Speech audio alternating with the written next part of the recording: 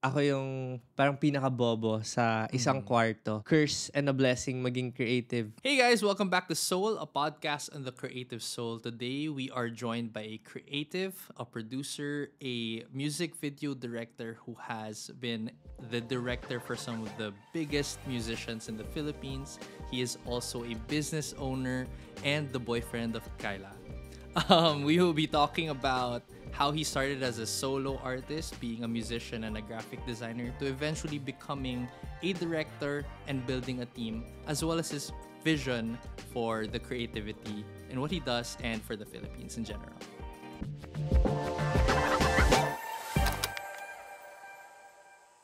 Hey, Jonats! Thank you for joining us in the podcast. Kamusta? Okay naman.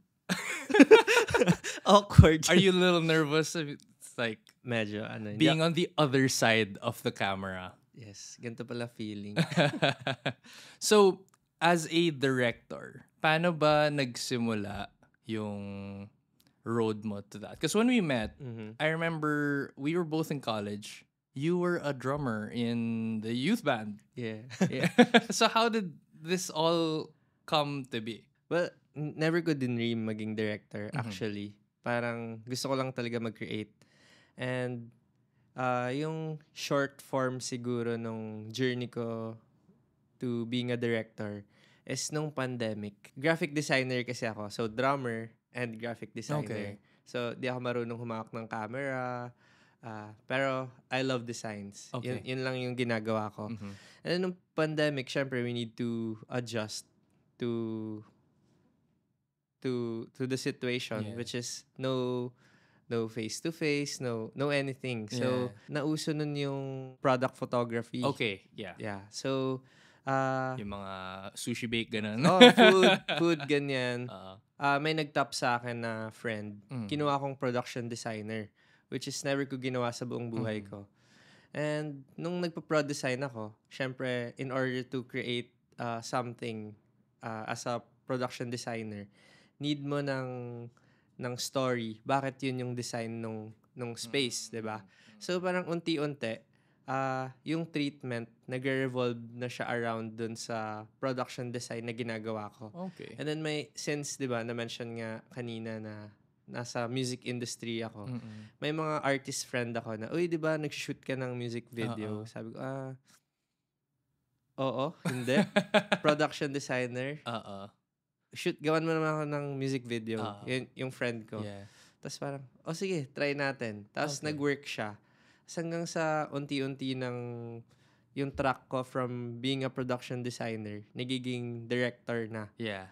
So, yun. That's so interesting. So for everyone watching, Jonats has done a lot of the music videos that you might be seeing in like Mix or MTV or YouTube right now. The biggest artist of which would be Zach, I think, right? One of the biggest artists. SB19, ganun. Oh, also SB19, yeah. SB19. If I were to ask you from the many music videos that you've done thus far, which one has been your favorite? Well, or is that like something you don't wanna no naman. I'm very vocal naman sa yung mga ganong bagay. Well, sobrang nagka-creative freedom kasi ako sa SB19, yung Bazinga. Yes, so, that's a really good one. I wanted to try yung style of K-pop na, with music videos na very grand, very sobrang frame by frame, ang daming nangyayari. So parang yung music video ko with SB19 gave me a platform and parang creative juices na pwede kong ilabas with their style of music videos, which is medyo leaning nga sa K-pop. Ayun. It's a lot more dynamic also. Yes, super. As in, frame by frame, walang fillers. As in, frame by frame, boarded siya. Hindi mong pati transition part siya nung pre-prod, ganun. As in, tapos na yung music video bago pa pumunta sa set. Ganun. Wow. So, before we continue talking about your story and everything you've been doing, we want to bring up an icebreaker. Usually we have cards, but today our team has prepared some questions and we want you to choose a number from 1 to 8. Ay, okay. 1 to 8. Okay, so What's your favorite number one? Sasabihin ko ba? Yeah. Akala ko magma-magic guys. 7. 7. Okay, 7. So here is the question. If you could pick up and move anywhere in the world tomorrow, where would you go and what would you do there? Recent, kakagaling ko lang doon. Pero feeling ko Japan. Oh, I love Japan. Why in Japan in particular? Well, super layo siya sa kung anong ginagawa ko. Pero wala, ang sarap ng food nila. And ang sarap mag-shopping. So, yun. Sobrang di-related, Well, I mean, it's a very simple desire, but Yeah. everybody would want just like super chill Yeah. food. Ang sarap rin mag-commute there. Yes. And So, lahat feeling ko lahat yung ng lifestyle. angle, bro, photogenic di ba? I mean, given na yun. Pero siguro sobrang drawn lang ako sa culture and lifestyle nila doon. Na very laid back. Well, laid back in a way na makakahinga ka. Okay. Kasi alam ko very workaholic yung Yeah, the mga Japanese. Japanese. Pero for some reason, may peace ako doon sa place Sa nila place. na parang pwede ka maglakad. Ganun. What's the most memorable thing that you did in Japan? Just so we get to know more about you and why you like Well, Japan. siguro, since super love ko kasi yung steak, super memorable talaga yung na-try ko yung Wagyu doon. A5. Yeah. Wow. That's actually nice because, as you said, you started out doing what you do now in the pandemic because of food. In a way, right? You were starting out in food. Paano yun? Like, sino yung first client mo? Paano ka napunta dun sa biglang videography? Actually, hindi talaga food. Mas siya, beauty product yung... Okay. As in, may friend ako, sabi niya, nagpa-product photography or video ka ba? Need kasi namin for our brand. Sabi ko parang, kaya naman. Tas, as in, wala akong equipment nun. Yeah. So, nanghiram ako ng camera. Yeah. Yung ilaw, makeshift lang. Alam mo yung mga tube lights na nabibili mo sa hardware? Yeah. So, parang, dinifuse ko lang sila. Tas, yung talent fee na nakuha ko sa small project na yun, nakabili ako ng isang light. Okay. So, from there, nag-unti-unti You siya. started building your equipment. Yeah, na as yun. in, tumatanggap lang talaga ako ng projects nun para makabili ako ng equipment. Yeah. How did you learn everything? Was it just self-taught? YouTube? Well, YouTube, si Daniel Schiffer. Oh, yes, of So, course. siya yung teacher ng lahat ng pandemic sa products. Ayun, may mga mentors kasi ako or friends na one shot away lang. Paano mag-ilaw ng ganito? Parang ano yung settings when shooting this, ganun. Ayun. So, little by little, you started working on your craft. Yeah. Your new craft. And then, little by little, you started building your equipment. When did it transition from Jonathan to Toothless? Because now you have your own production outfit called Toothless, diba? Yes. Well, ayun, a little backstory. Si Toothless kasi, nag-exist talaga siya because of a joke. So, not really a joke. Like the Dragon Toothless? Yeah, as in wala lang maisip na name. Okay. Pero, name siya ng band namin before. Tapos may nag-up ako sa isang org sa UP. Tapos need nila ng sound system. Since meron ako ng mga equipment for music, parang pinangalan ko siya under Toothless. So, by 2017, si Toothless, page na siya. So, ginawa ko siyang art page. Okay. So, meaning, nagtitake ako ng mga photos sa gig, ganyan. Doon mo na lang nilalabas. Yes. And then, nag-offer ako ng free photo shoot sa mga graduating students sa UP. As in, sa Univ Ave, yung madaming sunflower. Yeah. Parang na-touch ako dun sa nakita ko. Parang may family kasi na nagpipicture sila sa sunflower. Graduate na ata yung anak niya. As nagpo-phone lang sila. I mean, wala namang masama sa picture ng phone lang. Pero na chismoso no? Napakinggan ko kasi yung pinag-uusapan nila na parang galing pa silang province. Tapos parang sayang kung may maganda sana tayong camera, picture tayo. Yeah. Well, hindi ako nag-offer na, uy, picturean ko po kayo. Pag-uwi ko nun, yung page ng Toothless, nag-post ako na, hi, for graduating students, parang I'm offering free photo shoot sa Univ Yeah, Av. that's so Just nice. message me. Uh, So, sobrang daming nag-message. As in, booked ako for 3 weeks straight Talaga? doon. As in, nakatayo lang ako sa Univ Ab. May payong. uh, Tapos, pinipicturean ko sila. this is not during graduation. This is like you schedule it separately. Ano siya, graduation season ng UP. So, yun, nakatayo lang ako doon. Tapos, mas priority ko pa atin kaysa sa klase ko. So, ayun, kasi for the reason of naririnig ko yung mga stories nila. Tapos, parang narealize ko, hindi pala ako drawn dun sa act of shooting.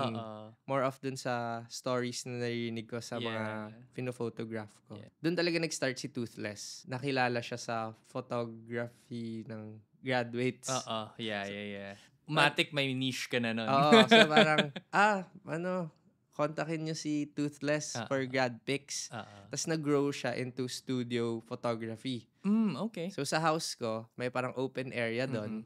As in literally, may outdoor doon. Tapos may roof na butas-butas. Kinover ko siya ng mga black backing. Okay. Tapos yung mga lights ko, mga fluorescent lang. Yeah. As in, tapos yung camera ko hindi pa sa akin. Yun, pinipicturean ko. Tapos parang happy naman sila.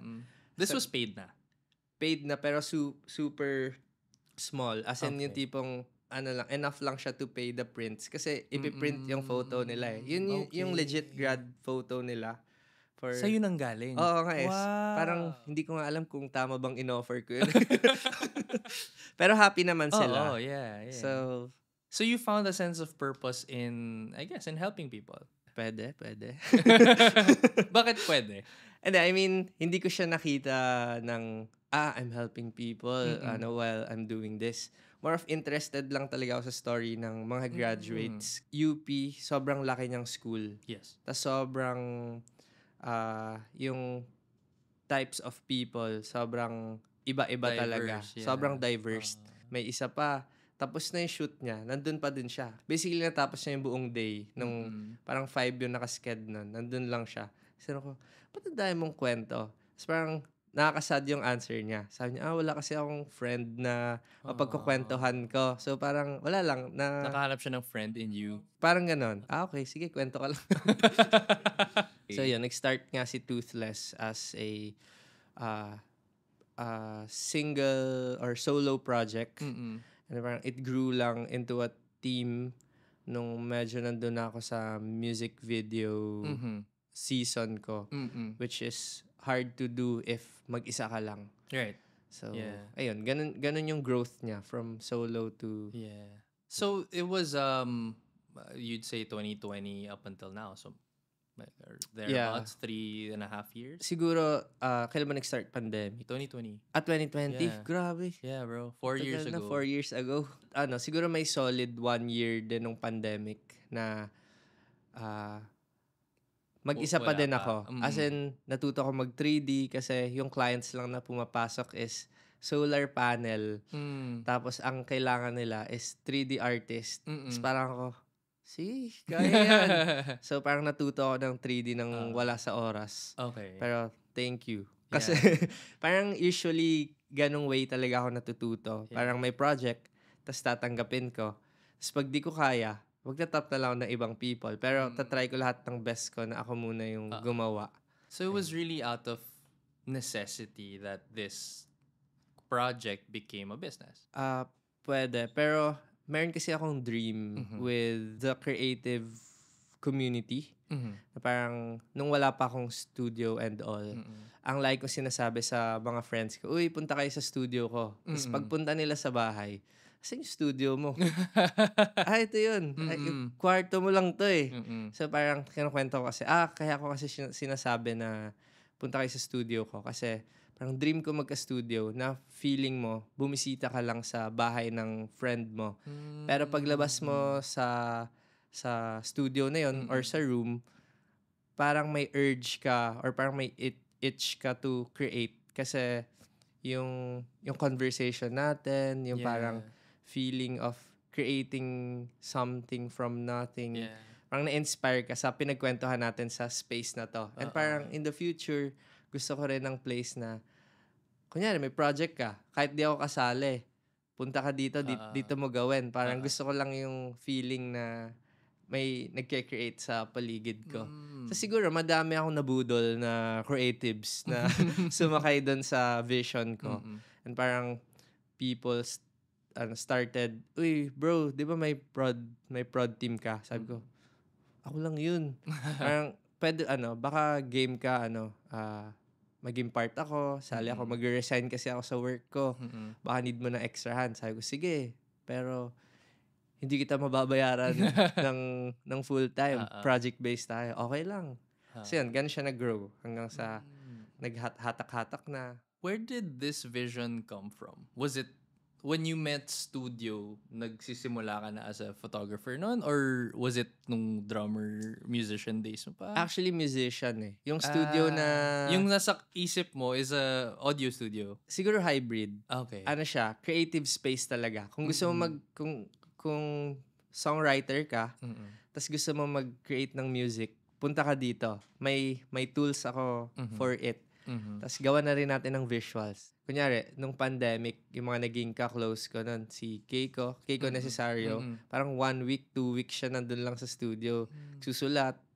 Ganyan sila EJ DePerio. Yeah. So, from a seed, now you actually have your own studio. Yeah. What's it called again? Yung place is Backyard Warehouse Studio. So, Backyard just launched, I think, a couple months ago. Am I correct? Yes. Yeah. How is that like? How did you end up building a studio from starting out as a, would you say, like a bedroom product photographer? Well, parang medyo later on nung Toothless, nung team na, meron na kaming small studio office. Parang nagsishoot na doon. Yeah. And parang yung partner ko kasi si Kyla, yung parents niya may warehouse. And parang wala, tara gawin nating studio 'yon. And syempre hindi naman siya biro na Kyla, sabihin mo sa parents mo, gawin nating studio yung warehouse nyo. Medyo syempre need din siya pasukan ng onting business proposal, parang bakit siya okay gawin. Pero more than the business side kasi talaga. Parang yung space lang talaga of having a playground or parang backyard where we can create. Parang dun pa lang kasi. Parang yung desire ko to create a bigger studio. Parang yun na yun. Minsan nga sinasabi ko kay Kyla, na kahit walang mag-rent, parang nagbe-benefit naman tayo sa It studio. became your office na rin in a way. Minsan bahay na rin kasi doon na rin kami natutulog. Wow. So you are like living out that meme. I don't know if it's a meme, but like you know what people share na just remember you are now living what you once prayed for. No, that's so nice, man. How has the business been like ever since you put up your studio? Kasi a warehouse studio, I feel, is more needed now, especially for TVCs. Yeah. Have you been approached by brands? A few, no? TVCs. Pero since, we're starting pa lang, mas nandun pa kami sa problem solving. Okay. Rather than, ganito pala yung feeling na parang of being a successful studio. Wala pa. So, ngayon, more of troubleshooting. Para kaming may baby pa eh. Yeah. Hindi pa siya pwedeng iiwan lang basta na may mag-rent, punta lang kayo. Hindi. As in, madami pang need i-improve. Okay. So, feeling ko hindi ko pa siya kaya sagutin talaga. What are the steps you guys are taking in terms of troubleshooting? Could you walk us through that process? I guess with troubleshooting, more of how can we help you create more in our space. So yung yung parang selling point talaga namin is convenience. Lights is there, equipment is there, multiple rooms is there, parking, cyclorama which is a cleaner look and a warehouse look which is medyo grunge. So parang if you have that space, creativity na lang yung kulang. Parang medyo ganun yung selling point ng studio. And parang in terms of troubleshooting, how can we help you as a creative? As simple as, kunyari, gaffers. I'm asking them, paano namin mapapadali yung buhay mo na literally na hindi agaw buhay yung paglagay mo ng ilaw sa trusses.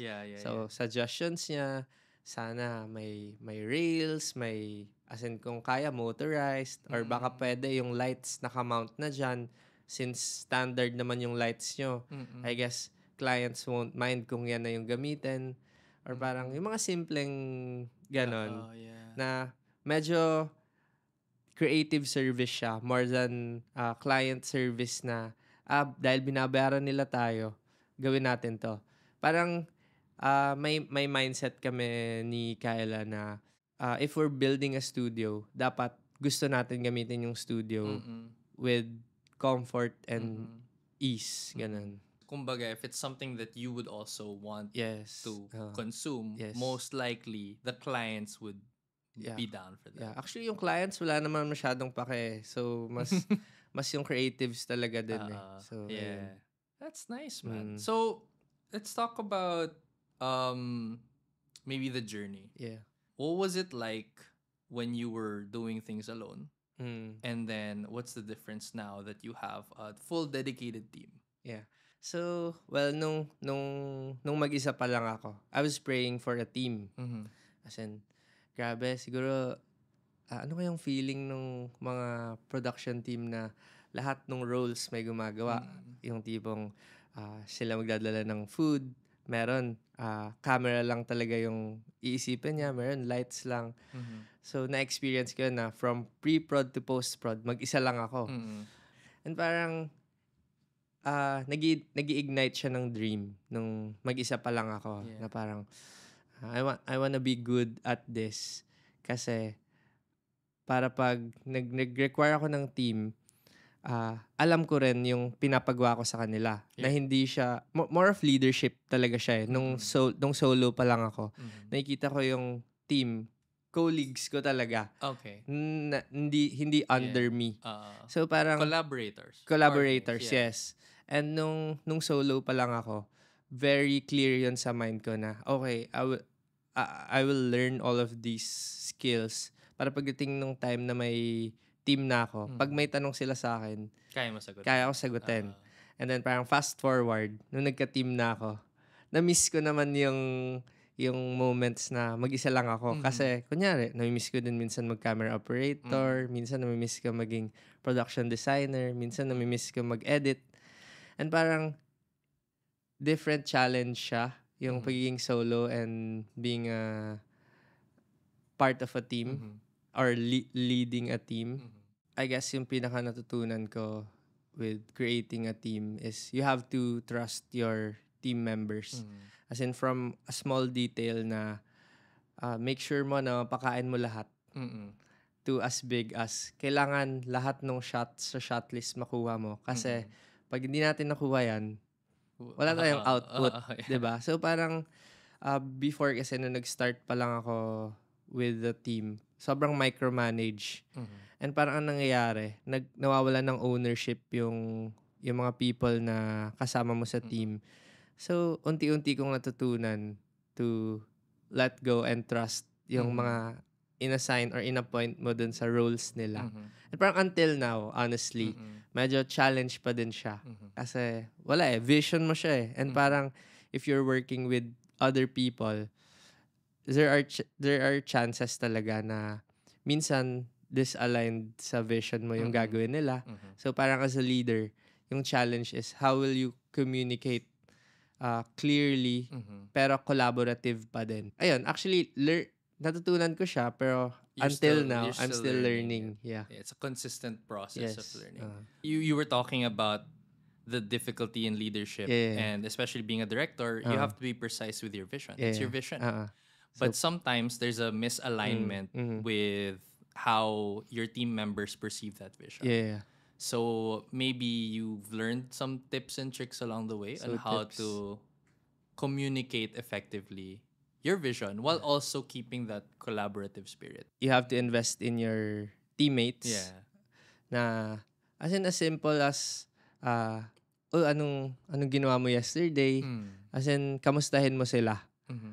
'di ba? Sobrang basic lang niya eh. Pero minsan nami-miss out natin siya kasi Yeah. sobrang focus tayo sa we have to work today. Paano kung hindi pala 100% yung nadala nung team member mo kasi may problem siya na actually hindi naman talaga siya masosolve by then, pero it helps lang na alam nung leader ko na may pinagdadaanan ako now. So parang secured ako na may pake siya sa akin. Number one tip is build your relationship with people you work with. Yeah. Kahit ngayon mo lang siya na meet, parang it takes 5 to 10 seconds para lang kamustahin or parang, uy, kamusta, di ba? Yeah. Parang, Pero yung talagang makikinig ka, hindi lang yung... hindi yung kamustang, ano sabi niya? Yeah. Hindi. So, ayun, in terms of communicating your vision, it comes hand in hand kasi. If meron kayong connection nung kausap mo, parang feeling ko in terms of communicating your vision, mas makikita niya. Kasi ang hirap kaya makinig sa someone na parang ang sama-sama ng loob mo kasi parang feeling mo wala naman siyang pake sa'yo. So, ba't kita papakinggan if wala ka namang pakialam sa akin? And parang in terms of communicating your vision, mas madali. Kasi visions are simply stories. Okay. And if you're telling a story to someone na wala ka namang connection in the first place, parang ba't siya makikinig sa'yo, di ba? And yun na yun. Doon napapasok yung collaboration dahil naiintindihan niya yung vision mo, saan nanggagaling. Lahat tayo may perspective on as simple as parang pag sinabihan ka ng I love you, iba-iba yung how you receive it is different. Dahil nasa creative industry tayo, iba din kung paano mo siya express. So, doon napapasok yung collaboration. Okay. How do you handle moments when there really is just tension and conflict within teams? Well, ako kasi, hindi ko alam kung sinasabi nung partner ko, si Kyla, confrontational ako. Pero hindi ko masyado nakikita yung sarili ko as confrontational. Kunyari, yung camera operator is hindi niya na-roll yung camera. Diba? Parang, like, nag-take na kayo, wala, zero. So, in this na you waste your time on scolding or parang pagalitan mo yung person, very practical yung ginagawa namin. Okay, hindi na take. May ibang cameras ba na nagtitake? If wala tayong magagawa. Imbes na ubusin natin yung energy natin and parang, ano ba yan? Bakit di mo na-roll? Ang trabaho mo na nga lang is mag-shoot. Tapos di mo pa nagawa. Wala. Solve it lang like a normal human being na nagkakamali. Okay. So parang with that, siguro rather than calling it out during the work hours, mag-usap kayo in private. Ikaw, production designer ka. Kulang yung mga dala mong stuff. Bakit? So, babalik siya sa relationship. Diba? So, ganun. Medyo need mo maging intentional with people. Kasi people talaga sila. Ayan. You know, everything you mentioned so far reminds me of this book I read. It's called Ways of the Shepherd. It's a very small book and it's about leadership as well. And parang ginagawa niyang metaphor yung process of taking care of sheep na isang shepherd to how a leader takes care of a team. And apparently, the shepherd knows every member of that herd. Kahit magkakamukha silang sheep. To the point na araw-araw chine-check niya, does this have a insect, a parasite, meron bang sugat, meron bang ganito, and then takes care of them individually. And I feel like I got reminded because it sounds so basic, to just care about a team member, but it's often overlooked in many collaborative spaces. How have you been able to keep that mindset? I'm sure there have been more tension times in work environments, right? So how are you able to just keep that level-headedness of being a leader? Well, babalik siya dun sa solo era ko, single artist era, na alam ko yung pinapagawa ko sa mga team members ko. So if ever na nag-fail sila, I can manage or parang kaya ko sila saluhin sa mistakes nila. For me, ang production or art in general is problem solving. Doon papasok yung pagiging creative mo. And at the same time, doon papasok yung, pinagdaanan ko to dati. Dati nga wala siya eh. Parang sobrang thankful nga ako na kahit pa paano may humahawak ng camera. So parang babalik siya doon na, okay, since meron tayong existing new problem, dahil problem solvers tayo, creative people tayo, let's find a solution. As simple as, okay, delayed tayo ng 3 hours, how do we do it?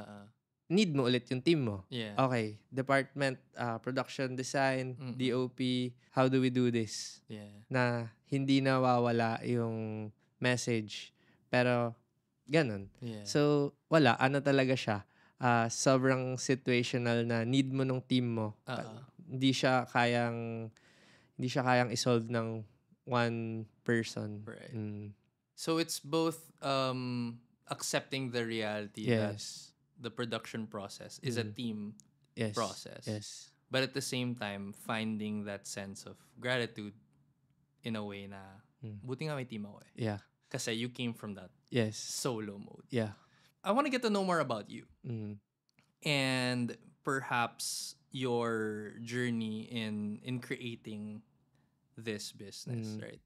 From what you were saying kanina, sabi mo, you would take on projects kahit di mo alam siya gawin, kukunin mo kasi parang kakayanin mo naman. Yeah. Is there a reason why? Kasi like for me, there have been times where I turn down projects as I'm like, I'm not the best person to do that. I can recommend another person. Yeah. But you seem to be the type of guy who's like, but I'm gonna learn it na lang. So, recently ko lang siyang narinig, pero very Filipino culture pala siya. Na kunyari, may nakita ka na artwork sa gilid. Ay, kaya ko rin yan. Very Filipino culture siya. And parang feeling ko dun siya nanggagaling. Pero at the same time, feeling ko dahil din siya sa character ko na if kaya ng iba, kaya ko rin. Okay. Pag di ko kaya, edi pagawa ko sa iba. So parang may feeling and adrenaline na nakukuha ako every time I'm doing something out of the box or parang something new. And yung na-stretch ako, sobrang gusto ko yung feeling na yon. That you're learning something. Yeah. And being paid at the same time, di ba? Parang natututo ka na nga ng new skill, binabayaran ka pa. So parang, okay, free education. Parang someone is paying for your education. Pero, kahit naririnig to ng mga clients ko, sorry. Lagi ko namang ina-assure na yung quality. You'll do it well. Oh, minsan, abonado pa ako eh. Kasi dahil nga hindi mo alam gawin yung project, minsan you charge less. Yeah. Yes. Pero pag nag-hire ka pala ng magaling, times 2 siya, edi charge to experience. After netong project na to, alam ko na paano mag-charge, alam ko paano siya gawin. Yeah. May new skill pa ako. Tapos may bago ka ng teammate. Tapos may bago rin akong teammate. Ganun nga. In terms of that process of building teams, we were talking about this earlier. Yeah. And you said it's the hardest to build a team. Yeah. What's that struggle like for you and how were you able to, I guess, just find the right people? Yung team members kasi ng Toothless, if not half of them, or less than a half siguro, pumasok talaga sa Toothless na walang idea how to use the camera, how to set up a light. Wala silang education with production. Yeah. Availability lang talaga yung meron sila. And for me, that's more than enough. Kasi time is a very expensive currency for people. Na yung tipong, uy, tara, lunch break tayo. Yeah. Minsan nga lunch break lang, di pa papayag. Kasi yung lunch break na to, for myself to. So, very limited time siya. Mas gusto kong spend to alone. Nung binibuild ko yung team, availability lang talaga hinahanap ko. Parang bonus na lang kung may skill sila. Yeah. For sure, your clients have an expectation of the output. difficulty there would be, yes, available, pero Yes. kung hindi pa kasing galing nung kailangan mo, Mm. the process gets longer. Yeah. Vinavary ko naman siya per project. Mm. So, if we're being specific, kunyari, big client. Mm-mm. So, ads, music video of a known artist. Yeah. Siyempre, core people ko, mga magagaling na talaga sa craft nila. Mm-hmm. And with that core members, syempre, una, dapat aligned kami sa values and sa vision. If aligned na kami doon, yung other holes to fill, to build a team, doon na papasok na yung gap na sinasabi mo in terms of expectation, mamimit na agad siya with the core people. So parang, yung next challenge is creating a support group or support members sa mga core people na to. And imimix mo, a perfect balance siya of new people and people na medyo alam na yung ginagawa nila. Again, Filipino culture, sobrang teachable and sobrang bilis matuto ng mga creatives sa Pilipinas. Have there ever been any struggles that hindered you from creating? Yeah, and babalik din siya sa team. Mm-hmm. Kasi 'di ba parang inopen ko yung team ko to people that are not very equipped or parang minsan nasa learning process pa lang sila. Yeah.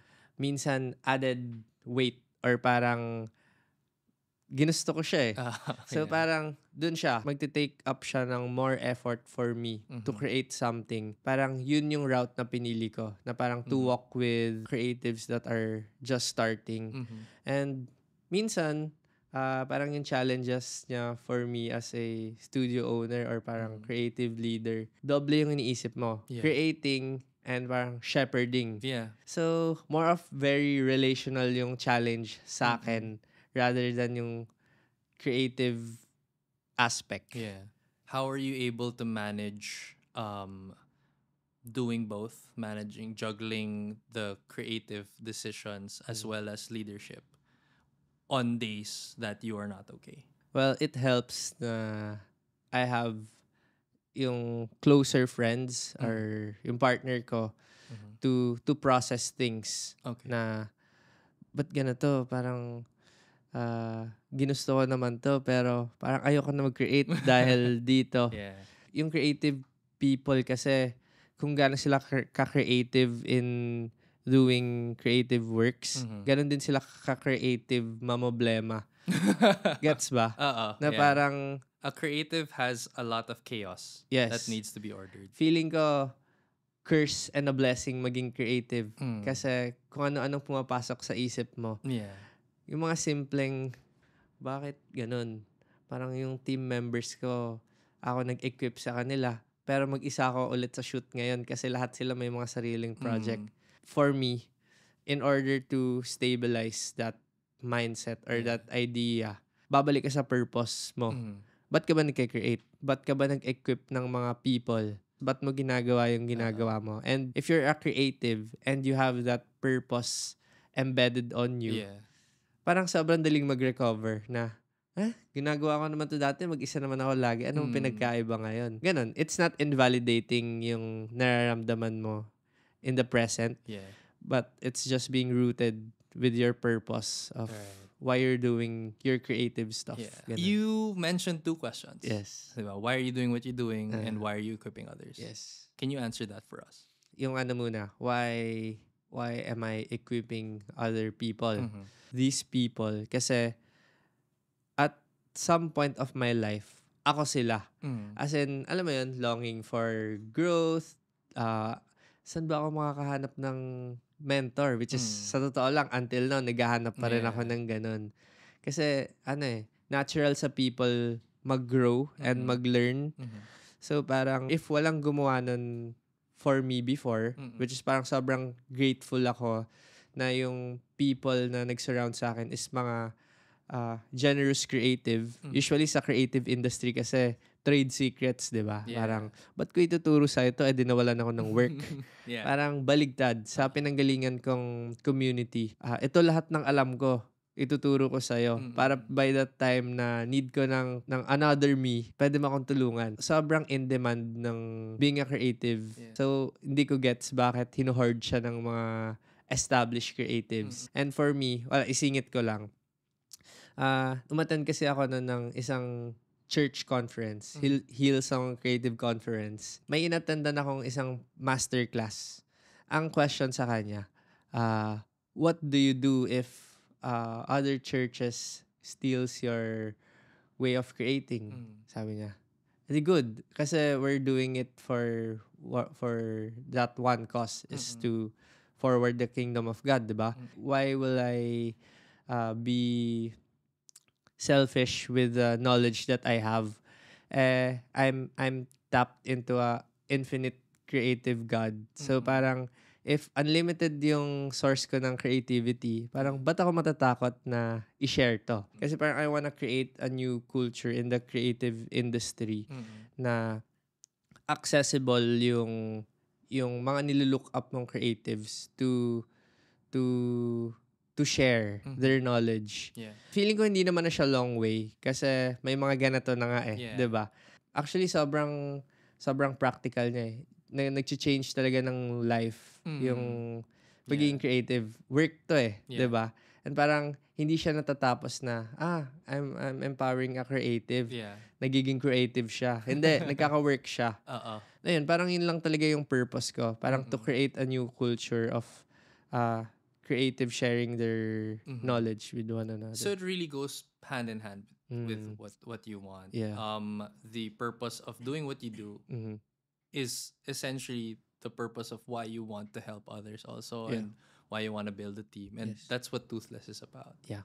That's awesome, man. If there's one key takeaway from your creative journey that you could share to the people listening that you wish you knew when you were starting out, what would it be? Ang hirap, pang Miss Universe. Hirap. Ikaw sasagot. Pwede naman sagutin. Sige. I wanna hear. For me, I think it's just to show up. Being there kahit you don't feel like it and being open-minded to receiving, new friends, new insight, maybe even receiving negative feedback that would help you naman in the future. I think the act of showing up, I wish I was more open to it. Hindi yung parang hindi ko feel bahay lang ako. Ganun. Feeling ko nahirapan ako dun sa question kasi something na sana alam ko nung bago ako nag-start. Mas gusto ko ako yung parang pinaka-bobo sa isang kwarto. Kasi with that, parang wala, nothing to lose. Parang more to gain. Yeah. Kasi sige, pwedeng pagtatawanan ka nila. Kasi ano ba yan? Di mo alam yan. Pero parang with being the dumbest person in the room, you have an empty cup to fill. Parang ang sarap maghanap ng mga people na sobrang mas magagaling sa'yo. Yeah. So like, sobrang endless ng learning. And parang, siguro until now, parang, siguro some people say na, ang layo na ng rating mo, siguro sobrang dami mo nang natutunan. Yes, pero at the same time, sobrang dami ko parang hindi natututunan. Na parang, the craving for, ayun nga, a mentor, new learnings, parang non-stop siya, lalo na sa age natin ngayon, na sobrang accessible ng knowledge. More of, ikaw na lang ikaw na lang inaantay ng knowledge. So yun, siguro, message to old self. Yun, parang, don't be scared na to be the dumbest person in the room. Yeah. Kasi, wala, nothing to lose. Ikaw na yun Ganun, yeah. It's perfect, man. Thank you so much for your time, bro. I learned a lot from you and your creativity and the way you approach art. Yeah. So I'm sure everyone else here has learned a lot. Where can people find you? Or Toothless and all So, that? my address is... Or even your studio, bro. So, you can find me through my socials, Instagram, at Jonathan Talplacido. Parang yun lang And my studio, toothless.create. Our creative space Backyard Warehouse Studio. Ayan. All right. Thank you so much, bro. Appreciate it. Thank you. Yeah. Yay.